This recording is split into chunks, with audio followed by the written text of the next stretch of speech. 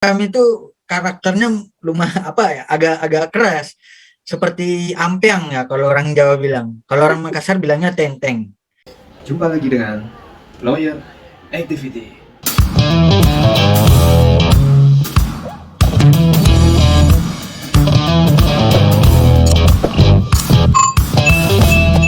Assalamualaikum warahmatullahi wabarakatuh. Kembali lagi di channel yang sedap berwawasan. Ya, siang ini saya ditemani oleh sahabat saya, seorang pekerja keras yang merantau dari wilayahnya yang jauh. Kenapa saya ditemani oleh beliau ini? Karena kita akan sedikit membahas mengenai satu berita yang cukup viral ya kemarin 2 hari yang lalu tentang adanya pemukulan yang terjadi di Kabupaten Goa yang itu dilakukan oleh oknum Satpol PP. Nah, mungkin untuk lebih jelasnya, yang tahu daerah sana, yang tulen daerah sana, mari kita panggil kawan saya ini. Silakan bro, mungkin bisa dikenalkan. Oke, terima kasih Bro. Pertama-tama saya ingin memperkenalkan diri saya. Oh ya, saya belum salam ya. Assalamualaikum warahmatullahi wabarakatuh. Semoga hari Waalaikumsalam ini warahmatullahi wabarakatuh. semua tetap semangat, tetap sehat, tetap Amin. dalam lindungan Tuhan yang Maha Kuasa. Amin. Amin. Perkenalkan, nama saya Ilham Arif. Kebetulan saya asal dari Makassar dan sekarang berdomisili di Bekasi, lebih tepatnya di Bekasi ya, tapi kerjanya di Jakarta. Nah, hari ini merasa terhormat sekali, merasa bangga karena diundang di podcast sahabat saya ini, sahabat yang luar biasa, banyak memberi motivasi dan inspirasi buat saya. Segitu ya perkenalan saya. Ya. Jadi begini, Bro Ilham. Saya ini pengen tahu jelas ya. Mungkin saya nggak tahu di daerah sana itu seperti apa dan bagaimana kebiasaan di sana. Kenapa kok bisa terjadi insiden seperti itu? Dan mungkin nanti kita akan gali ya sedikit-sedikit mengenai hukumnya. Bagaimana nih bisa terjadi seperti ini? Nah, mungkin Bro Ilham ini bisa jelaskan lebih dalamnya, gimana sih daerah sana dekat sama tempat tinggalnya atau bagaimana ini kok bisa tahu, mungkin paham gitu ya di daerah sana atau pernah ke sana? Oke, mungkin saya bisa sedikit menjelaskan ya kondisi khususnya di daerah Panciro itu, yang mana lokasi kejadiannya itu kan di daerah Panciro Kabupaten Goa. Setahu saya karena kebetulan saya pernah ngekos di sekitaran situ, setahu saya di situ bukan wilayah yang cukup banyak kafe, hanya ada beberapa kafe pada saat itu ya, karena kan itu 2-3 tahun yang lalu lah saya pernah di situ. Nah, kalau berbicara kondisi wilayah itu sendiri ya cukup ramai dan banyak orang, karena itu sebenarnya daerah perlintasan orang-orang dari daerah untuk menuju ke ibu kota Sulawesi Selatan atau kota Makassarnya sendiri, seperti itu barangkali yang bisa saya jelaskan. Jadi itu di sana daerah perlintasan ya, yang ya cukup normal kalau di sana banyak ada kafe gitu ya, mungkin pemberhentian di sana. Itu kan sedang melakukan satu penertiban ya, razia penertiban. Jadi sebagai masyarakat yang mungkin pernah tinggal di sana atau pernah sekedar mampir di sana gitu, itu wajar nggak sih bisa terjadi penertiban sampai apa namanya masuk ke dalam satu rumah? Yang Bro Ilham ketahui dari berita yang dibaca gimana ini? Saya justru tahu pertama ketika membaca berita yang dikirim dari Bro Ilham ini, makanya sekarang saya undang ya. Jadi mungkin Bro Ilham tahu lebih banyak gitu. Jadi pertama alasan saya kenapa saya ngirim berita tersebut ke saudara saya ini ya karena saya tahu apa ya, ya lu gue aja ya biar gue lebih santai lah ya. Boleh. Soalnya Boleh.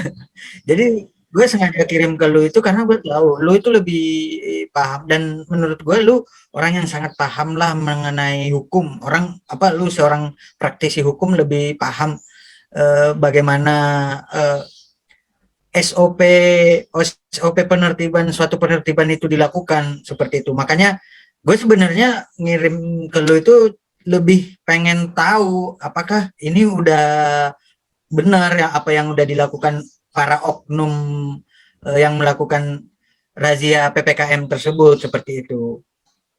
Ya, ya, ya, oke, oke, oke. Jadi ini saya dulu nih jadinya yang sedikit menjelaskan ya, bukan menjelaskan tapi sedikit ya memberi Nah, info lah ya. iya. Baik, baik, nggak ada masalah. Jadi begini, kalau seorang aparat ataupun itu khususnya Satpol PP ya dalam kasus ini, itu kan sudah diatur bagaimana SOP-nya, bagaimana seorang aparat ini bertindak dan melaksanakan tugas dan wewenangnya gitu loh. Jadi ketika ada satu tindakan yang itu berdampak dan beresiko terhadap masyarakat, eh, sampai dengan adanya mungkin pemukulan ya, itu sangat kalau untuk saya sendiri itu melampaui batas kewenangan dari jabatan oknum tersebut gitu. Jadi itu kalau dari segi mungkin hukumnya tadi disinggung tentang hukum, saya mungkin bisa sedikit memberi gambaran. Jadi kalau hukumnya tetap saja kita ini sebagai masyarakat tetap dilindungi oleh hukum yang mana itu diatur di dalam ketentuan kalau pidana itu KUHP gitu loh. Nah, KUHP ini juga mengatur mengenai pasal-pasal termasuk tadi misal terjadi pemukulan bisa dimasukkan ke dalam pasal penganiayaan kan gitu. Namun itu semua tentu perlu dilihat lagi bagaimana peristiwa itu terjadi, siapa pelakunya dan uh, siapa korbannya dan luka-luka apa ataupun resiko-resiko apa yang diakibatkan dari tindakan tersebut, Bro Ilham. Jadi pasalnya seperti itu, apa namanya nanti penerapan hukumnya seperti itu. Dan bahkan mungkin secara sanksi administratif jika itu dilakukan oleh seorang ASN atau mungkin pejabat negara ya atau pejabat wilayah itu bisa jadi sanksi administratifnya dicopot dari jabatannya gitu. Jadi itu tetap saja bisa diberikan sanksi itu terhadap seperti itu. Terus ada lagi nih kabarnya kan si istri ini sedang dalam keadaan hamil ya. Itu benar apa enggak itu, Bung Ilham mungkin tahu? Nah, itu yang masih jadi pertanyaan banyak orang. Karena Karena nggak mau di USG ya. sampai hari ini pun masih jadi polemik karena nggak mau di USG. Tapi kalau menurut saya pribadi, terlepas dia hamil atau enggak, ya intinya kan kita terfokus sama penindakan atau tindak kekerasan yang dilakukan oleh oknum Satpol tersebut. Nah, saya kembali lagi ingin bertanya, kembali lagi tergelitik ingin Boleh, bertanya, ya, silakan. apakah kondisi korban hamil atau enggak hamil akan mempengaruhi proses hukum terhadap oknum tersebut? Ya, oke. Jadi kalau berkaitan dengan hamil dan tidak hamil itu nanti berkaitan dengan pasalnya ya. Mungkin bisa terjadi misal ada keadaan di mana ketika dipukul terus menyebabkan ketubannya pecah. Nah, itu bisa jadi yang harusnya menjadi tipiring itu tindak pidana ringan atau mungkin yang hukumannya biasa dalam 351-nya kan pasalnya kalau penganiayaan itu dari 351 sampai 358. Nah, itu bisa dikenakan di luka berat gitu loh. Nah, kenapa? Karena itu berefek bisa jadi ketika ketubannya pecah itu beresiko terhadap nyawa si korban kan gitu. Jadi itu berkaitan dengan nanti pidana yang akan dipidanakan kepada tersangka gitu ya. Nah, ini ada lagi nih berita yang saya baca hari ini berkaitan tentang itu. Terakhir statusnya si oknum ini sudah menjadi tersangka. Nah, itu perlu mungkin digali lebih dalam itu. Apa benar sudah menjadi tersangka? Mungkin Bung Ilham tahu? Kalau berita yang saya baca emang benar adanya udah dia udah jadi tersangka. Jadi kemarin laporannya itu kan kalau tidak salah ketika mau di apa dibuat laporan itu sempat pingsan dan dilarikan ke rumah sakit ya si korban ini ya gitu. Betul. Jadi nah itu mungkin dilanjutkan kembali itu ya laporannya gitu kan. Ya, jadi Hmm. berlanjut nih Oh proses iya, hukumnya. hari ini juga saya ada berita terupdate nih. Apa Oke, itu? maaf saya potong. Hari ini juga Boleh, saya ada berita terupdate nih. Baru aja saya baca, baru boleh, banget. boleh, boleh. Apa itu? Jadi katanya eh, si oknum ASN ini sudah dicopot oleh Bupati Kabupaten Goa. Oh, oke, oke, ya, ya, ya, ya. Jadi akhirnya dicopot juga ya, Hmm. seperti tadi saya mungkin Akhirnya baca ya. dicopot. Artinya sanksi secara administratif Nah, dia posisinya sudah dicopot gitu. ada lagi berita yang juga ramai beredar, katanya menurut menurut pihak para satgas yang pada saat itu melakukan penertiban, ada yang mengatakan bahwa si pemilik kafe ini sempat melemparkan pisau ke arah para satgas COVID ini, Oh, para satgas penindak PPKM ini. Nah, ya, saya ingin kembali lagi, ingin bertanya, ini memang sangat-sangat mengundang banyak rasa penasaran saya ya luar terkait biasa. hukum-hukum yang bisa diterapkan dalam kejadian ini. Iya, iya, iya. Jadi apakah si terlapor oknum ASN ini bisa melaporkan balik si pemilik kafe atau seperti apa? Ya, ya masalah melapor itu kan satu hak ya, seorang warga negara itu boleh saja melakukan laporan balik ataupun melaporkan seseorang. Namun yang perlu dilihat adalah di situ apakah laporan tersebut memiliki dasar-dasar seperti mungkin bukti materialnya ya, ada saksi di situ, ada bukti di situ, mungkin pisaunya seperti apa dan adakah resiko yang ditanggung oleh si apa yang dilempar pisau ini istilahnya ya, masalah bisa atau tidak bisa-bisa saja, cuman itu nanti tugas kepolisian untuk menyaring dari laporan-laporan masyarakat mana yang harusnya ditindaklanjuti di dalam proses penyidikan atau tidak, kan gitu. Jadi kalau dilempar balik mungkin nancep gitu ya ke punggungnya, itu mungkin masalahnya jadi berat gitu. Tapi kalau dilempar tidak kena dan itu mungkin bisa dilaporkan bukan tindak penganiayaan, namun di situ bisa perbuatan tidak menyenangkan begitu ya. Jadi di dalam hukum Hmm. ini perlu juga kita melihat lebih luas gitu ya. Fungsi laporan itu tidak hanya untuk melakukan satu balas membalas gitu. Kalau menjadi ini kan semua pengaplikasian dari adanya Ya, PPKM betul. tersebut ya kan. Yang artinya Betul, betul. peraturan dibuat mungkin maksud dan niatnya baik, bisa jadi ketika dilakukan pelaksanaan di lapangan tidak sebaik itu. Nah, mungkin Bro Ilham Betul, betul. punya pengalaman-pengalaman gitu berkaitan dengan PPKM gimana? Selama ini masih masuk normal ya di kantornya atau gimana? Ya, apalah daya gue seorang budak budak korporat. Ya tidak masalah asal itu tidak Kadang melanggar satu kadang peraturan kan ya. Yang berimbas terhadap pekerjaan gimana? Masih lancar kah melakukan pekerjaan di kantornya? Teman-teman semua sehat atau terus bagaimana? terang terus terang di masa pandemi ini, terutama di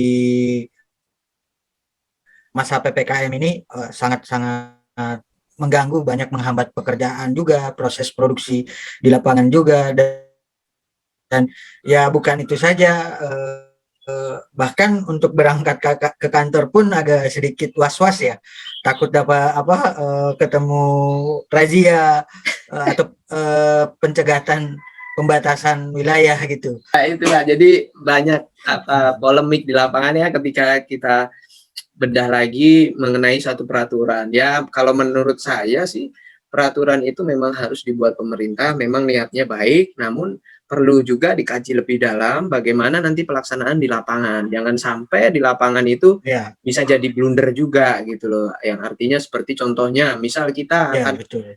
tidak boleh kemana-mana. Mungkin memang kalau di dalam kewajibannya di dalam peraturan itu pemerintah harus memberikan bantuan ketika itu kata-katanya menjadi karantina wilayah kan gitu. Namun ini kan bukan karantina wilayah, tapi kita ini sebenarnya juga tidak boleh kemana-mana. Nah, sedangkan banyak mungkin yang ditemuin sama Bro Ilham, baik di daerahnya maupun di Jakarta saat ini, banyak pedagang-pedagang kaki lima ataupun orang-orang yang memang mencari mata pencaharian dari hari ke hari, itu sangat merasakan dampaknya. Itu pendapat Bro Ilham gimana nih mengenai itu? Lah yang gue lihat sendiri secara langsung dan gue bener-bener rasain.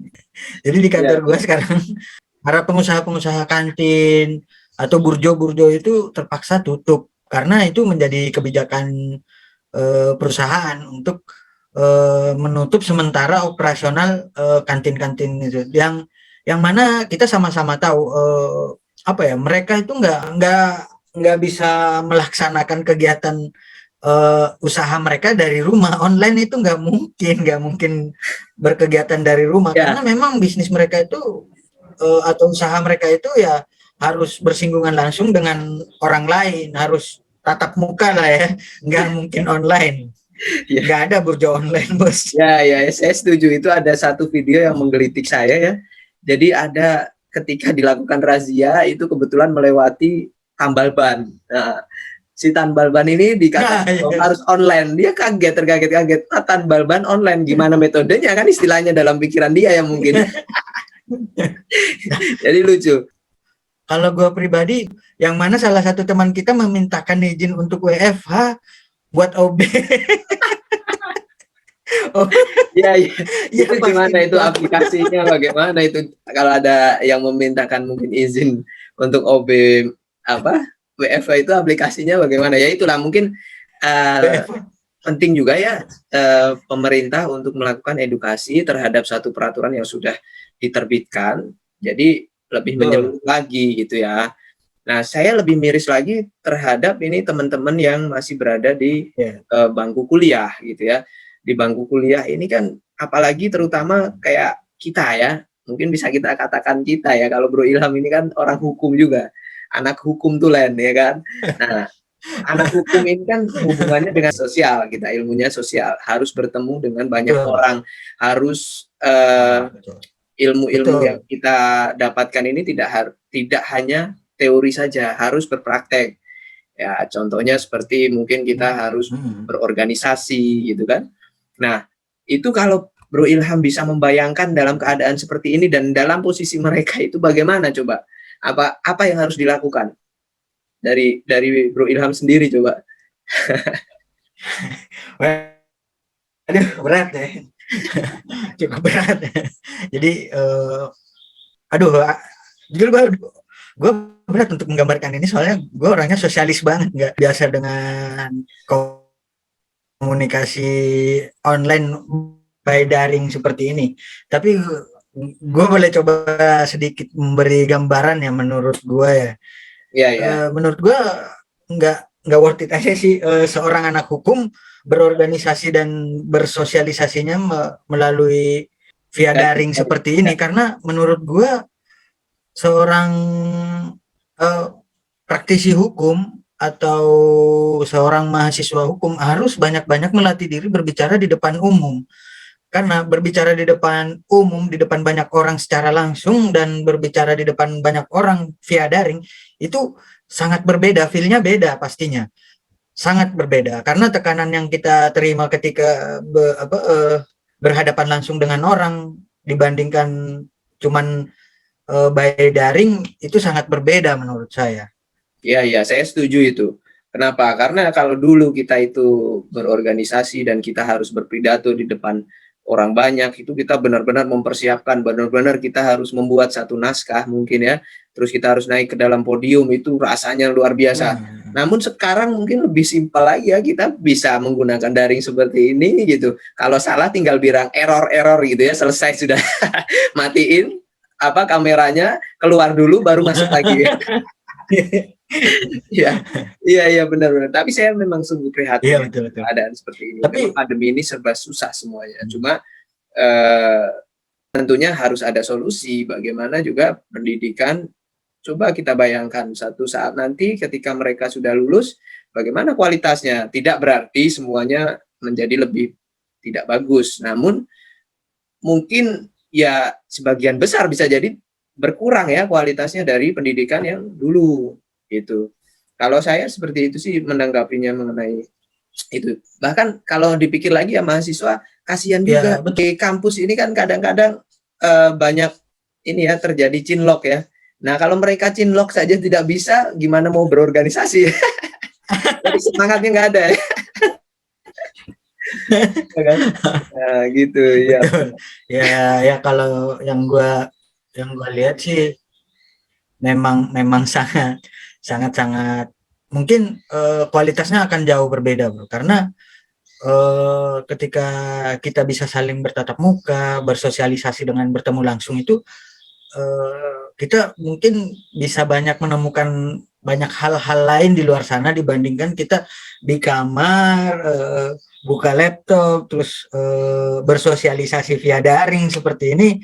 Gue rasa sangat-sangat susah ya, apalagi kalau ada isu-isu terkait kebijakan-kebijakan pemerintah seperti PPKM ini, ya gue ngerasa agak sulit untuk menyampaikan aspirasi, karena nggak mungkin kan kita demo by Zoom. Ya Iya, mending kalau Pak Jumbo Jokowi Zoom gimana atau itu? siapapun menteri itu share link buat demo, kalau enggak gimana?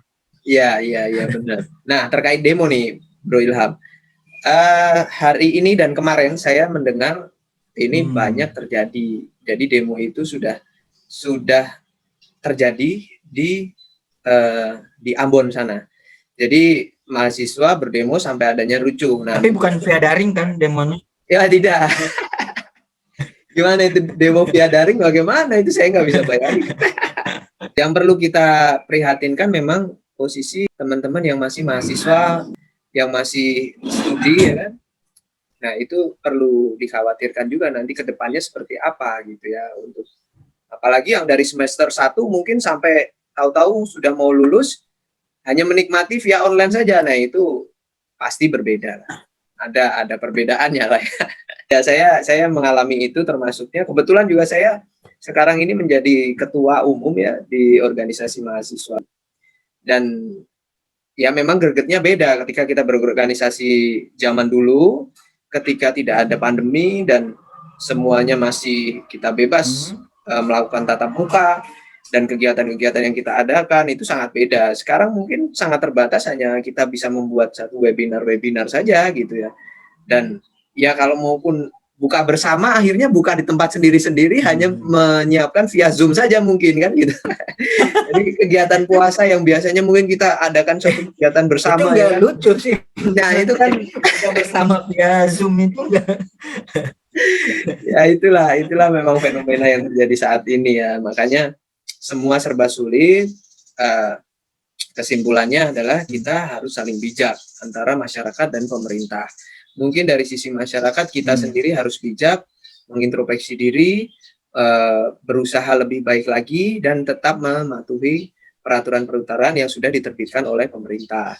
Dan pemerintah sendiri juga dalam menerbitkan satu peraturan seharusnya menganalisa lagi bagaimana dampaknya terhadap masyarakat.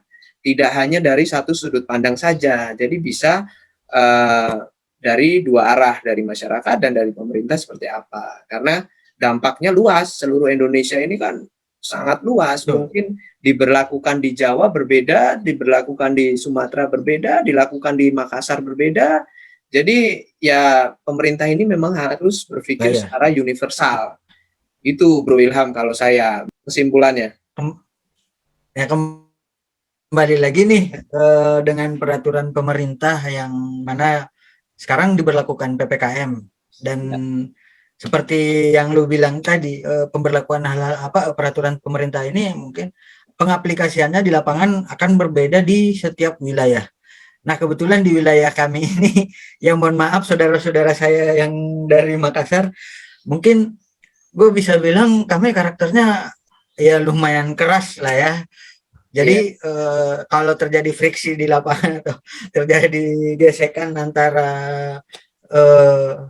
masyarakat dan oknum pejabat pelaksana tugas, ya sangat wajar sih, karena kami itu karakternya lumayan agak-agak keras. seperti ampiang ya kalau orang Jawa bilang. Kalau orang Makassar bilangnya tenteng. Jadi Ampiang ya, yang makanan makanan yang ada yang itu kan kacangnya. Iya, iya, iya. teksturnya keras tapi teksturnya keras tapi manis. Bisa. Ya kami orang maaf Ya, nih saudara-saudara saya di setuju, saya Makassar, di setuju. timur, Saya kami orang merasakan timur sebagai sahabat beliau keras ini dan manis tapi ya. memang tampak luarnya keras. Namun memang kalau kita sudah memahami, mengetahui itu sangat friendly, sangat bersahabat sebenarnya gitu. Jadi luar biasa lah. Saya salut kepada teman-teman Le- orang Makassar. lebih lebih ke lawak lah ya. Kali lagi nih kita fokus lagi ya. Oke, boleh, boleh, boleh. Ada satu lagi mungkin Saya yang saya mau disampaikan. saya masih ada satu ini lagi Boleh, boleh, boleh. terkait penerapan PPKM ini, Bro. Ya, Jadi menurut gua karena di lapangan itu di setiap daerah dari berita-berita yang gua baca ada beberapa pelaksanaan pelaksanaan PPKM ini dalam penindakannya atau dalam operasi lapangannya itu pelaksanaannya agak berbeda. Ada yang membubarkan kerumunannya saja tanpa membubarkan kegiatan usahanya. Ada yang memang benar-benar kegiatan usahanya yang ditiadakan, dibubarkan. Nah, ini yang menurut gua dari sudut pandang gua berarti PPKM ini sebenarnya belum mempunyai SOP pelaksanaan gitu. ya, ya. Kalau mengenai itu mungkin ya saya memberikan informasi saja ya, bukan bukan ahlinya di bidang saya tata negara. Saya bukan orang tata negara, cuma sedikit saja di dalam PKM itu pasti ada peraturan pelaksananya seperti mungkin Perbup ya kan, peraturan bupati atau perwal wali kota, termasuk yang itu menjadi ricuh yang kemarin saya dapat beritanya dari sosial media yang berkaitan dengan yang terjadi di Ambon. Itu yang ditolak adalah peraturan wali kotanya gitu ketika menerapkan PPKM. Jadi wilayah ini tetap akan dibuatkan peraturan walaupun pusat sudah menurunkan satu PPKM ya, peraturan yang diterbitkan oleh pusat, namun di wilayah tetap harus ada peraturan pelaksananya, karena yang punya wilayah ini kan yang bukan punya wilayah ya, yang menjadi pemimpin wilayah tersebut adalah kan ya pemimpin wilayah itu, bukan pemimpin pusat seperti itu. Memang harus ada sistematikanya yang dibangun di situ gitu, Bro Ilham. Jadi memang kalau masalah penerapan itu beda lagi, tapi penerapan itu pada pelaksananya. Bagaimana yang turun di lapangan kan itu bukan terkait dengan mungkin peraturan wali kotanya atau apa. Mungkin peraturan wali kotanya itu lebih condong kepada peraturan pusat yang sebagian besar intisarinya sama. Namun pelaksanaan di lapangannya itu seperti mungkin terjadi penertiban tadi, kembali ke kasus insiden yang terjadi di Kabupaten Goa tadi ya. Jadi itu hubungannya sama pelaksana di lapangan. Nah, ini kalau pelaksana di lapangan ini merasa dirinya berwenang yang berlebihan, itu yang berbahaya juga gitu loh. Ada yang bagus juga ketika seperti ada contohnya, saya agak lupa ingat, itu banyak beberapa pemimpin daerah, bukan pemimpin daerah saja. Jadi ada aparat yang ketika menertibkan itu beliau misal ada satu dagangan itu dibeli semuanya dan diberikan edukasi kepada si pedagang tersebut, Ibu tolong jangan dibuka, Bapak tolong jangan dibuka untuk waktu yang sekian, tapi saya borong semua. Nah, itu mungkin solusi juga kan, seperti itu gitu, bisa dilakukan dengan cara-cara yang lebih baik gitu. Betul, tapi kalau menurut gua pribadi, Bro, yang hal seperti itu oke lah, pada saat itu, pada hari itu dia ngeborong, tapi besok siapa yang memikirkan perut para pedagang ini? Kan nggak ada nih Pak. Sama dengan halnya saat ini nih kita melakukan diskusi via daring seperti ini, yang mikirin makanan saya nih siapa? Ini udah keroncongan perut. Iya betul. Kalau di sini mungkin saya bisa menyediakan ya, kita bisa bertatap muka, saya bisa menyediakan makanan, tapi karena di daring ya gimana lagi, saya nggak bisa menyediakan makanan itu. Baik, kalau udah lapar atau udah haus, mungkin kita sudahi saja, Bro Ilham. Baik, terima kasih banyak. Assalamualaikum warahmatullahi wabarakatuh. Siap.